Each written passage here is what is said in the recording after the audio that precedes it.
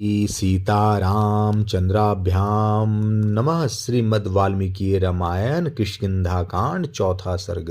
लक्ष्मण का हनुमान जी से श्री राम के वन में आने और सीता जी के हरे जाने का वृतांत बताना तथा इस कार में सुग्रीव के सहयोग की इच्छा प्रकट करना।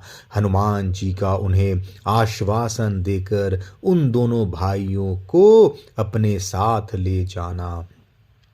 श्री राम जी की बात सुनकर तथा सुग्रीव के विषय में उनका सौम्य भाव जानकर तथा साथ ही यह समझकर कि इन्हें भी सुग्रीव से कोई आवश्यक काम है, हनुमान जी को बड़ी प्रसन्नता हुई।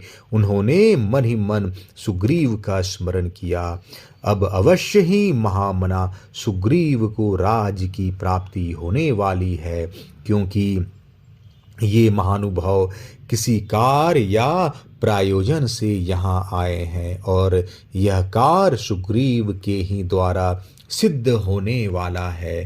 तत्पश्चात बातचीत में कुशल वानर श्रेष्ठ हनुमान जी अत्यंत हर्ष में भरकर श्री रामचंद्र जी से बोले, पंपा तटवर्ती कानन से सुशोभित यह वन भयंकर और दुर्गम है। इसमें नाना प्रकार के हिंसक जंतु निवास करते हैं। आप अपने छोटे भाई के साथ यहाँ किस लिए आए हैं? हनुमान जी का यह वचन सुनकर श्री राम की आज्ञा से लक्ष्मण ने दशरथ नंदन महात्मा श्री राम का इस प्रकार परिचय देना आरंभ किया। विद्वान इस पृथ्वी पर दशरथ नाम से प्रसिद्ध जो धर्मानुरागी तेजस्वी राजा थे, वे सदा ही अपने धर्म के अनुसार चारों वर्णों की प्रजा का पालन करते थे। इस भूतल पर उनसे द्वेष रखने वाला कोई न था। वे भी किसी से द्वेष नहीं रखते थे। वे समस्त प्राणियों पर दूसरे ब्रह्मा जी के समान स्नेह रखते थे। उन्होंने पर्याप्त दक्षिणा वाले अग्निहोत्रम आदि यज्ञों का अनुष्ठान किया था। ये उन्हीं महाराज के ज्येष्ठ पुत्र हैं। लोग इन्हें श्री राम कहते हैं। ये सब प्राणियों को शरण देने वाले और पिता की आज्ञा का पालन करने वाले हैं। महाराज दशरथ के चारों पुत्रों में ये सबसे अधिक गुणवान हैं। ये राजा के उत्तम लक्षणों से संपन्न हैं। जब इन्हें राज संपत्ति से संयुक्त किया जा रहा था, उस समय कुछ ऐसा कारण आ पड़ा जिससे ये राज्य से वंचित हो गए और वन में निवास करने के लिए मेरे साथ यहाँ आ गए। महाभाग जैसे दिन का क्षय होने पर सायंकाल महातेजस्वी सूर्य अपने प्रभा के साथ अस्ताचल को जाते हैं, उसी प्रकार ये जितेंद्रिय श्री रघुनाथ जी अपनी पत्नी सीता के साथ वन में आए थे। मैं इनका छोटा भाई हूँ। मेरा नाम लक्ष्मण है। मैं अपने कृतज्ञ और बहुज्ञ भाई के गुणों से आकृष्ट होकर इनका दास हो गया हूँ। संपूर्ण भूतों के हित में मन लगाने वाले, सुख भोगने के योग महापुरुषों द्वारा पूजनीय, ऐश्वर्य में हीन तथा वनवास में तत्पर मेरे भाई की पत्नी को इच्छानुसार रूप धारण करने वाले एक राक्षस ने सुने आश्रम से हर लिया। जिसने इनकी पत्नी का हरण किया है वह राक्षस कौन है, कहाँ रहता है, इत्यादि बातों का ठीक ठीक पता नहीं लग रहा है। दनु नाम का एक दैत्य था जो शाप से राक्षस भाव को प्राप्त हुआ था। उसने सुग्रीव का नाम बताया और कहा, वानर राज सुग्रीव सामर्थ्यशाली और महान पराक्रमी हैं। वे आपकी पत्नी का अपहरण करने वाले राक्षसों का पता लगा देंगे। ऐसा कहकर तेज से प्रकाशित हुआ धनु स्वर्गलोक में पहुंचने के लिए आकाश में उड़ गया। आपके प्रश्न के अनुसार मैंने सब बातें ठीक ठीक बता दी। मैं और श्री राम दोनों ही सुग्रीव की शरण में आए हैं। ये पहले बहुत से धन भैभव का दान करके परम उत्तम यश प्राप्त कर चुके हैं, जो पूर्व काल में संपूर्ण जगत के नाथ संरक्षक थे, वे आज सुग्रीव को अपना रक्षक बनाना चाहते हैं। सीता जिनकी पुत्र वधू है, जो शरणागत पालक और धर्म वत्सल रहे हैं, उन्हीं महाराज दशरथ के पुत्र शरणदाता श्री राम आज सुग्रीव के शरण में आए हुए हैं। जो मेरे धर्मात्मा बड़े भाई श्री रघुनाथ जी पहले संपूर्ण जगत को शरण देने वाले तथा शरणागत वत्सल रहे हैं, वे इस समय सुग्रीव के शरण में आए हैं।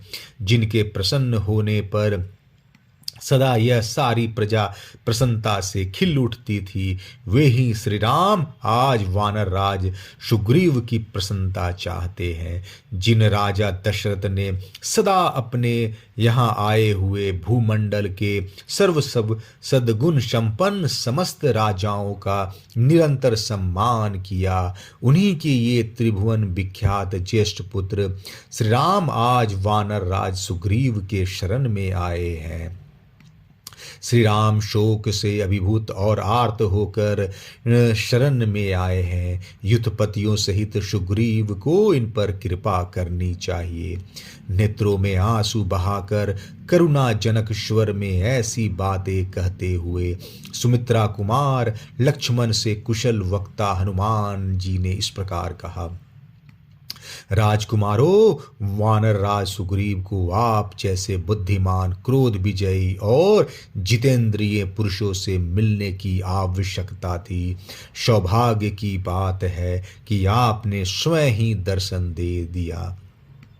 वे भी राज्य से भ्रष्ट हैं।